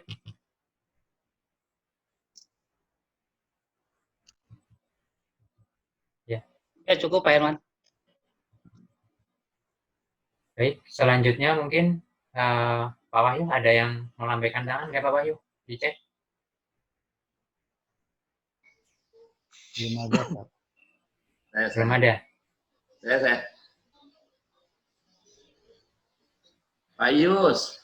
Oh iya, siap Pak Yus. Enggak, Pak Yus. Assalamualaikum Pak Ustaz. Waalaikumsalam. Ini Pak Ustaz. Ya. Teman-teman ini, kawan-kawan kita kan ada yang kos nih, Pak Ustaz. Kos. Ya. Ada yang dari Garut, ada yang dari ada yang dari Lampung, gitu kan. Ya. Nah, ini kan pekerjaan di rumah ini kan lama nih. Ya. Mereka bingung pulang apa tidak. Oke. Karena kerja bisa aja di daerahnya yang dikasih jadi. Ya. Betul. Yang di Lampung dan di Lampung. Kira-kira alternatif terbaik itu yang mana gitu, Ustaz? Ya. Baik. Terima kasih, Pak. Sebagian orang-orang memang sudah banyak yang pulang.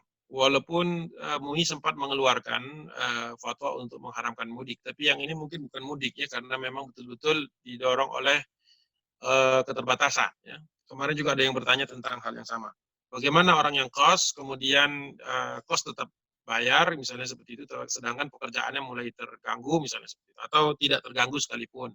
Seperti apa dia akan berat. Kalau misalnya tidak terganggu, artinya dia masih bisa work from home, tapi di kos-kosan, artinya masih ada jaminan dia mendapatkan penghasilan yang ditransfer masih bisa diambil, maka dia tetap stay di situ karena kalau dia pulang ada resiko-resiko yang lain. Satu. Tapi kalau dia ini seperti pekerja musiman, ya misalnya buruh, pekerja dan sebagainya yang sekarang ini lagi turun, ya sehingga dia tinggal di sana tetap bayar kos, makan tetap, tapi pekerjaan tidak ada, atau penghasilannya hari ke hari terancam. Maka orang-orang seperti ini mungkin mendapatkan rukhsah untuk pulang. Untuk pulang dengan catatan di kampung sana ada sesuatu yang lebih, artinya paling tidak dia masih bisa makan, biaya lebih murah. Namun perlu diperhatikan ketika dia pulang dari Jakarta ini, dia harus melakukan self isolation selama 14 hari dulu. Nggak bisa langsung brok gitu. Jadi harus dipastikan juga ketika dia pulang itu ada tempat mengisolasi dirinya. Dan harus memastikan di kampung itu tidak misinformasi. Karena ada beberapa pola kemarin di daerah Banyumas, Jawa Tengah, orang yang pulang dicurigai membawa virus. Nah, ini juga harus dipikirkan dampak-dampaknya. Kita harus tahu kampung kita itu terdidik apa tidak. Paling tidak kepala desanya itu ngerti nggak masalah. Kalau dia nggak mengerti masalah, bahkan mungkin kan sebagian tempat ini sudah mulai ngasih barikade secara fisik, orang luar nggak boleh masuk, bisa jadi khawatirnya ketika pulang jadi fitnah malah. Katakanlah dia nggak sakit, dia bawa dan dia isolasi diri 14 hari, tapi tiba-tiba rumah sebelahnya kena. Kenanya bukan dari dia, dari tempat lain. Ini kalau di kampung kadang-kadang mudah sekali fitnah ini. Oh, itu yang bawa. Nah, ini akan jadi runyam. Masalahnya bukan lagi masalah COVID, tapi masalah paranoid. Karena sesungguhnya kepanikan akan wabah itu lebih berat, lebih bahaya daripada wabahnya. Orang bisa membunuh orang, atau orang bisa melakukan satu kezaliman kepada orang lain karena misinformasi. Ini harus dipertimbangkan. Jadi fatwa melarang mudik itu yang dilarang adalah orang-orang yang domisilinya di kota, kerjanya di kota, penghasilannya di kota, pulang ke kampung itu tidak boleh saat ini. Karena lebih banyak mudorotnya. Tapi bagi mereka yang sebenarnya tinggal di kampung, kos di Jakarta, kerja di Jakarta, kalau tidak terganggu tidak terganggu mata pencariannya, stay di Jakarta.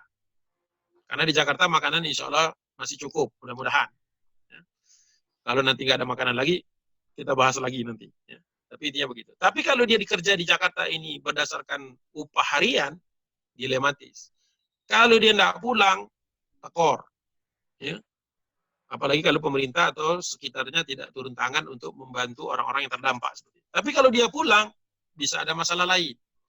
Kalau kampungnya ngerti, fine. 14 hari setelah dia sehat, gabung lagi, ikut nanam singkong, bagus. Istilahnya kasarnya. Itu mohon maaf.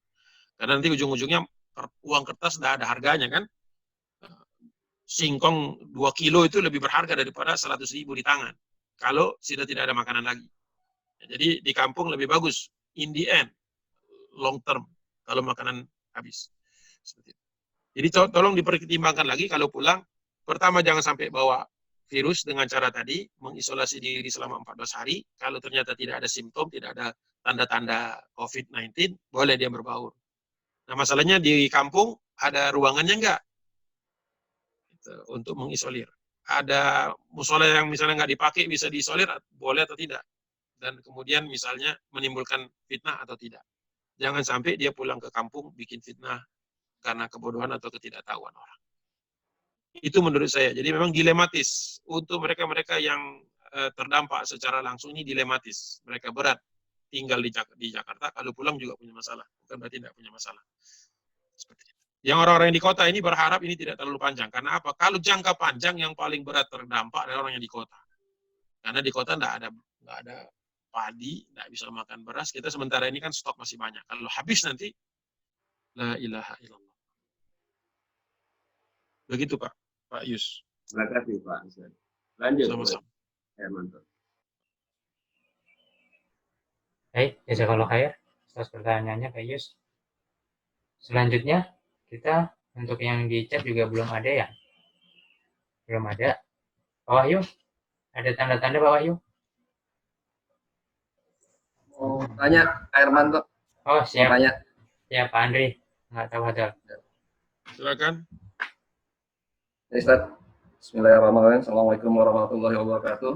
Waalaikumsalam warahmatullahi wabarakatuh. Dengan zakat fitrah nih Ustaz. Ya. Pertama, kan biasanya tuh ada panitia ya di masjid. Satu. Ya. kemungkinan sepertinya di DKM akan menyelenggarakan panitia zakat.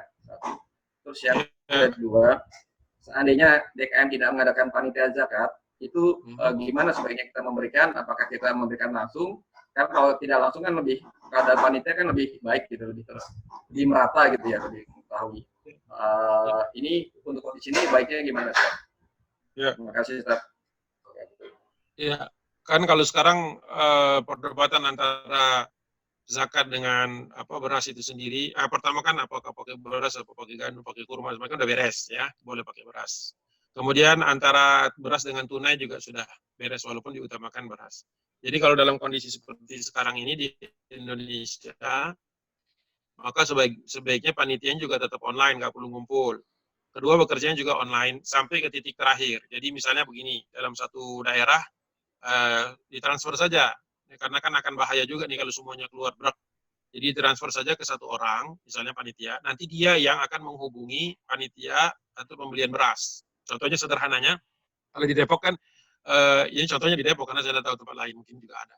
Di Depok Jaya itu sudah ada daftar pedagang-pedagang. Jadi sudah dibuatkan oleh Pemkot, daftar pedagang. Mau beli beras, hubungin nomornya ini, yang sudah diinventarisir, sudah dicek lah oleh Pemkot dan Pasar Jaya itu, Pasar Depok Jaya itu. Nanti kita tinggal order nih, kan kalau sudah masuk nih berapa orang ya, berarti kerjanya harus lebih awal, jangan mepet. Nanti kita berikan beras sekian kilo, kemudian di-pool di satu tempat, jadi meminimalisir ketemuan orang banyak. Setelah itu kemudian di satu rumah itu ya yang sudah ditunjuk siapalah, nanti kita kasih tentu saja kafala untuk ini. Kemudian beras itu dipecah-pecah atau minta dari sana sudah dibungkus sekian. Dan nanti baru satu panitia mendatangi orang-orang itu naik mobil misalnya, letakkan di depan rumahnya, ketok atau apa, kasih tahu suruh ngambil. Jadi jangan ada sapa-sapaan. Nanti berhenti lagi di sana orang-orang yang berhak mendapatkan zakat fitrah. Jadi keliling. Setelah selesai ya masuk lagi, selesai beres. Jadi orang yang harus dapat sudah dapat, yang harus berzakat sudah menunaikan tugasnya. Petugas juga seminimalisir, ya, karena ke pasar itu kan resikonya besar juga, meminimalisir resiko, dan pedagang beras juga terbantu, ya. Kemudian kita juga terbantu menunaikan kewajiban kita, tapi juga minimalisir potensi-potensi kita terpapar. Nah dengan seperti itu, insya Allah baik. Kalau menurut saya masih bisa mumpung masih ada waktu, masih di bulan Sya'ban ini, segera dirumuskan panitianya supaya jelas orang-orangnya yang punya kemampuan seperti itu. Lebih bagus yang punya kendaraan seperti mobil bak misalnya begitu ya. Atau kalau tidak punya disewa. Jadi nanti yang keliling kita jangan orang yang sudah datang gitu ya. Ya, meminimalisir itu. Insyaallah. Jazakallah, Ustaz. Ya, Afwan. Andri cukup? Cukup, Pak. Allah, terima kasih. Hermanto, saya Hermanto. Siap, Tawadzol, Pak Izam, silakan. Assalamualaikum Pak Agung. Waalaikumsalam Pak. Sehat Pak? Alhamdulillah sehat, Bapak gimana? Ya, alhamdulillah sehat juga Pak. Alhamdulillah. Ini Ustaz kaitan dengan birrul walidain ini. Ya. Corona ini juga kendala gitu ya. Kebetulan mertua saya kan nggak terlalu jauh nih, hanya di daerah Cipanas Puncak. Ya. Sejak wabah ini kita betul-betul tidak berani mengunjungi, bahkan tidak berani menjemput juga kalau kita bawa ke sini gitu ya, karena beliau sudah secara usia sudah gitu ya. Artinya kita mempertimbangkan kekhawatiran itu. Ya, walaupun setiap hari kita video call, ngobrol gitu ya. Ya alhamdulillah juga kelihatannya sehat-sehat aja di sana. Nah, mungkin ada yang dicontohkan oleh Rasul atau zaman sahabat ketika kondisi seperti ini itu bagaimana berbuat baik kepada orang tua tetap berjalan gitu, Ustaz. Terima kasih, Ustaz. Ya, terima kasih. Alhamdulillah. Kalau contoh langsung nih saat ini juga saya belum kebayang langsung itu, tapi ketika Abdurrahman bin Mu'adz dengan Mu'adz bin Jabal itu kan anak dengan orang tua ya. Ini tapi konteksnya mereka berdua memang mujahid fisabilillah di perjalanan dan syahid berdua-duanya dalam keadaan terkena wabah dua-duanya. Jadi para sahabat ini kan orang-orang yang sangat mendahulukan dan sangat memuliakan orang tuanya masing-masing. Jadi dalam keadaan seperti darurat seperti ini pun dimaklumi, difahami bahwa hubungan normal antara anak dengan orang tua itu ya mungkin terganggu atau tidak bisa dilaksanakan. Namun dalam keadaan emergensi menurut saya seandainya memang tidak ada orang lain yang bisa dikerahkan untuk datang ke sana, seandainya misalnya beliau membutuhkan bantuan, ya memang mau tidak mau kita harus ke sana dengan mengambil resiko itu, tapi tentunya tidak membawa keluarga, mungkin cukup bapak dan siapa gitu yang bisa ke sana. Kalau bisa jangan suami istri, karena kalau ada apa-apa, pelajaran saya nih, kalau suami istri itu sebaiknya kalau yang satu resiko tinggi, jangan dua-duanya dikumpulkan, karena nanti kasihan anak-anak ketika mendadak yatim piatu misalnya. Mohon maaf ini realnya seperti itu. Jadi kalau misalnya harus datang ke sana, mungkin cukup bapak saja yang datang ke sana, jangan sama istri, ya, atau istri saja gitu ya. Khawatir nanti masalahnya jadi tambah rumit. Kalau seandainya, mudah-mudahan tidak ada kedaruratan di situ. Ya, dengan sudah ditelepon sudah baik sebenarnya. Dan para sahabat pun saling mendoakan. Kalau sekarang kan telepon lah, kita doanya langsung kelihatan atau langsung terdengar. Zaman dahulu para sahabat mendoakan para orang tua dan keluarganya itu biasa. Rasulullah juga menganjurkan untuk misalnya sahabat yang ingin berangkat berperang, ditanya sama Rasulullah, engkau anak siapa, anak keberapa? Kalau anak tunggal, ya itu sama Rasulullah disuruh birrul walidain. Jadi bahkan jihad fisabilillah pun dikalahkan Rasulullah untuk kalau seorang anak yang perlu berbakti kepada orang tuanya. Jadi dalam keadaan wabah pun kalau kita ambil permisalan, ya tentu saja ada pengecualian ketika mungkin saya menduga kalau di kampung kan dia tinggal bersama anak-anaknya yang lain atau ada keluarganya. Tapi kalau sama sekali tidak ada, mungkin ada baiknya kita bisa kita mintakan seseorang di sana untuk mengontrolnya. Tapi kalau tidak ada, ya mungkin kita harus turun tangan. Tapi dalam keadaan-keadaan darurat. Tapi kalau contohnya langsung seperti apa, seperti orang-orang yang terpisah seperti itu, saya nggak bisa langsung saat ini, nggak kebayang saat ini langsung ada contohnya. Namun tadi di hadis itu Abdurrahman bin Mu'adz dan Mu'adz bin Jabal, anak dan ayah yang sama-sama terkena wabah. Mungkin konteksnya tidak persis seperti kita sekarang yang terpisah. Seperti itu. Wallahu a'lam bishawab. Sama-sama. Insyaallah khair. Pak Andri, cukup kali ya? Atau masih ada pertanyaan lagi? Cukup sepertinya Ustadz. Mungkin nanti. Oh nih, oke, boleh. Panggil. Silakan satu lagi. Panggil. Apa tuh? Boleh. Ya. Assalamualaikum Ustadz. Waalaikumsalam warahmatullahi wabarakatuh. Saya sedikit aja, Ustadz. Mau nanya terkait fikih tarawih dan seandainya dengan COVID ini nyampe di puasa, fikih tarawih dan sholat itu gimana, Ustadz? Ya, kalau tarawih kita tetap bisa laksanakan di rumah dengan berjamaah bersama keluarga di rumah, ya. Lebih baik berjamaah sebagaimana ijtihadnya Umar bin Khattab. Usahakan tetap suasana seperti itu karena ini suasana kebersamaan kita dengan keluarga. Sedangkan Idul Fitri kalau memang tidak diperbolehkan, kan status Idul Fitri itu kan sunnah muakkadah, sunnah yang dikuatkan. Dalam keadaan dalam keadaan wabah ini saja Rasulullah SAW pernah menyuruh orang tetap sholat di rumah. Dan kita tidak mungkin melakukan sholat Idul Fitri di rumah karena ada syarat-syarat yang harus dipenuhi, misalnya jumlah jamaahnya dan kemudian di tempat yang lapang atau di masjid. Tidak boleh dilakukan di rumah. Jadi di rumah kita di jam itu mungkin bisa melaksanakan sholat duha. Kemudian tidak ada sholat Idul Fitri, jadi sholat Idul Fitrinya dibatalkan. Maksudnya tidak diselenggarakan, bukan batal ya. Tidak diselenggarakan,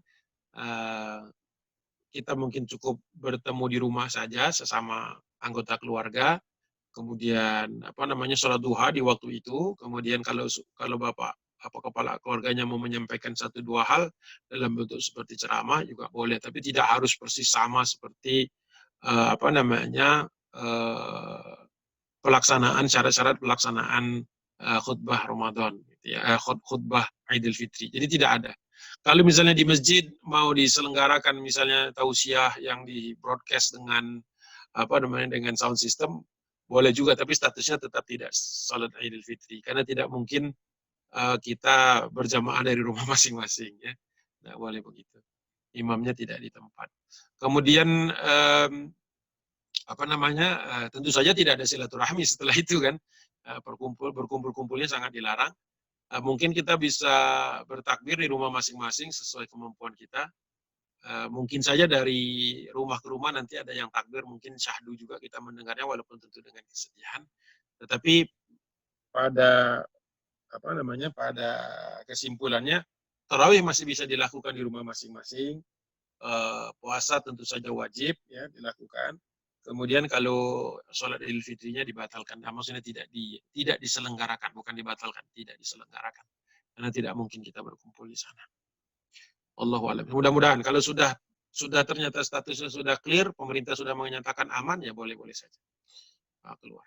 Tapi minimum setelah pandemi ini dianggap turun, itu biasanya minimum sebulan untuk betul-betul bersih. Jadi kemungkinan besar Ramadan tahun ini tetap di rumah, Idul Fitri tidak diselenggarakan, baru bisa ketemu lagi kita sekitar Juni, paling cepat Juni pertengahan. Mudah-mudahan nggak sampai haji ya. Karena Saudi juga sempat memberikan sinyal-sinyal bahwa semua kontrak-kontrak hotel, pesawat dan lain sebagainya, catering untuk haji ini sementara suspend. Karena pemerintah Arab Saudi juga sedang melihat perkembangannya seperti apa. Kalau makin lama berarti kan setelah Ramadan kan bulannya Syawal kan, setelah Syawal Dzulqa'dah dan Dzulhijjah. Jadi masih dalam range sebenarnya kalau kita bicara 3 bulan sampai 6 bulan.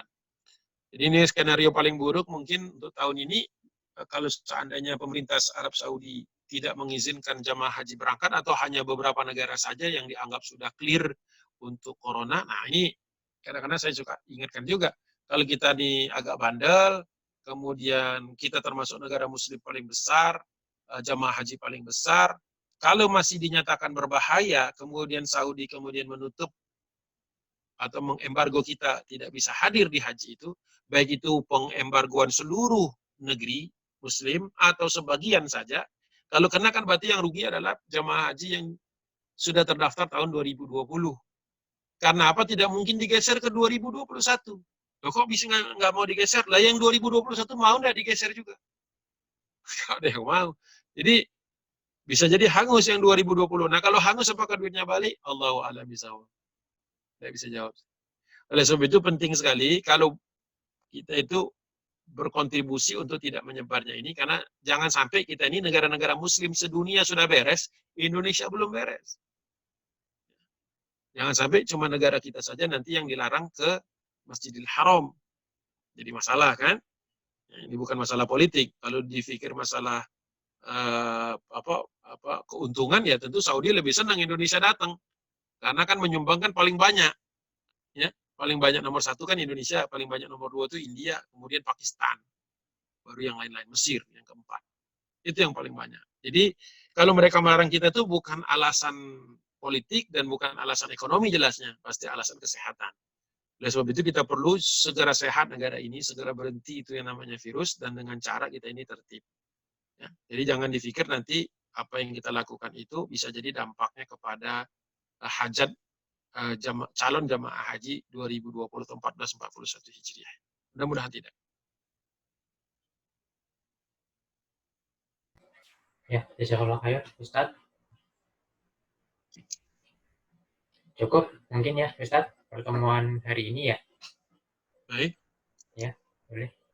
Boleh bisa ditutup. Apa dulu, Ustaz? Baik, bismillahirrahmanirrahim. Mari kita berdoa, mudah-mudahan Allah angkat penyakitnya. Bismillahirrahmanirrahim. Alhamdulillahirabbil alamin, hamdan na'imin, hamdan syakirin, hamdan thayyiban mubarakan katsiran, hamdan yuwafi ni'amahu yukafi mazidahu, ya rabbana lakal hamdu kama yanbaghi li jalalil karim wa 'azimi sultanik. Wassalatu wassalamu ala asrafil anbiya'i wal mursalin wa ala alihi wa ashabihi ajma'in. Allahumma ighfir lil muslimina wal muslimat wal mu'minina wal mu'minat al-ahya minhum wal amwat, innaka sami'un qaribun mujibu da'wati qadi wa yal hajat. Allahumma ighfir lana wa liwalidina warhamhum kama rabbayana shighara. ربنا لا تزغ قلوبنا بعد إذ هديتنا وهب لنا من لدنك الرحمة إنك أنت الوهاب.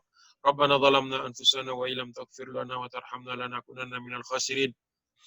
Allahumma a'in ala dzikrika wa syukrika wa husni ibadatik. Allahumma inna nas'aluka salamatan fid din wa afiatan fil jasadi wa ziyadatan fil ilmi wa barakatan fil rizqi wa taubatan qabla al maut wa rahmatan 'inda al maut wa maghfiratan ba'da al maut. Allahumma hawwin 'alaina fi sakaratil maut wa najata minan nari wal afwa 'inda al hisab. Allahumma inna na'udzubika min jahdil bala wa darkis syaqa wa su'il qada wa syamatatil a'da. Allahumma inna na'udzubika minal barasi wal jununi wal juzami wa min sayyi'il asqam. Allahumma rabbana atina fid dunya hasanah wa fil akhirati hasanah wa qina adzabannar. Subhana rabbika rabbil izzati amma yasifun wa salamun alal mursalin walhamdulillahi rabbil alamin. Billahi taufiq wal hidayah. Assalamualaikum warahmatullahi wabarakatuh. Saya izin dulu, katanya masih ada rapat lagi di Zoom ini. Saya undur diri. Mohon maaf atas segala kekurangan. Mudah-mudahan kita dipertemukan Allah dalam keadaan wabah sudah diangkat oleh Allah Subhanahu wa taala. Billahi taufiq wal hidayah. Assalamualaikum warahmatullahi wabarakatuh. Waalaikumsalam.